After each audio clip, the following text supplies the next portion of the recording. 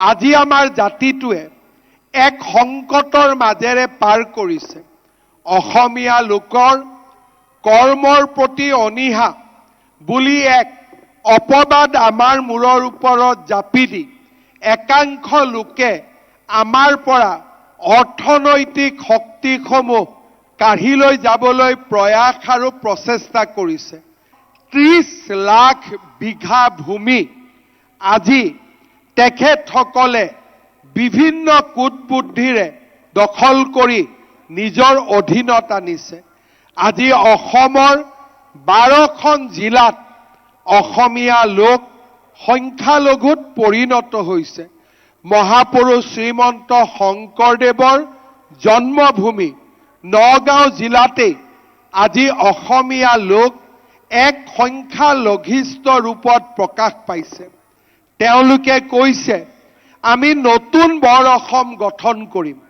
এছামে কৈছে যে অসমীয়াই এই অচিনাকি লোকসকলৰ লগতে থাকি সমন্বয়ৰ সেতু গঢ়িব লাগিব। আৰু এছামে স্পষ্টভাৱে কৈছে যে অসমীয়াই আত্মসমৰ্পণ কৰিব লাগিব। 1,60,000 আমি চৰকাৰী নিযুক্তিত আমি 92% নিযুক্তি কেৱল অসমীয়া আৰু আমাৰ অসমবাসীৰ বাবে আমি সুৰক্ষিত কৰিলোঁ। মই বিশ্বাস কৰোঁ যে কোনোবা অচিনাকি লোকৰ ওচৰত, কোনোবা বাংলাদেশৰ পৰা অহা অবৈধ মিয়াৰ ওচৰত আত্মসমৰ্পণ কৰাতকৈ মৃত্যুৱে শ্ৰেষ্ঠ।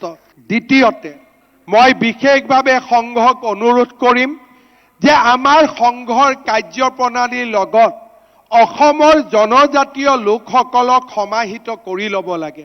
আমাৰ চাহ বাগিচাৰ শ্ৰমিক বন্ধু বান্ধৱীসকল আৰু অসমৰ প্ৰতিটো জনজাতীয় লোকসকলক সংঘই নিজৰ আদৰ্শৰ লগত সমাহিত কৰি ল'ব লাগে।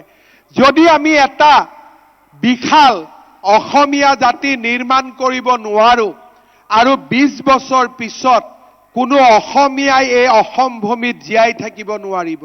জনগণনা সেন্সাছৰ পিছত আপোনালোকে দেখা পাব যে বাংলাদেশী মূলৰ লোকৰ সংখ্যা 40% বৃদ্ধি পাব।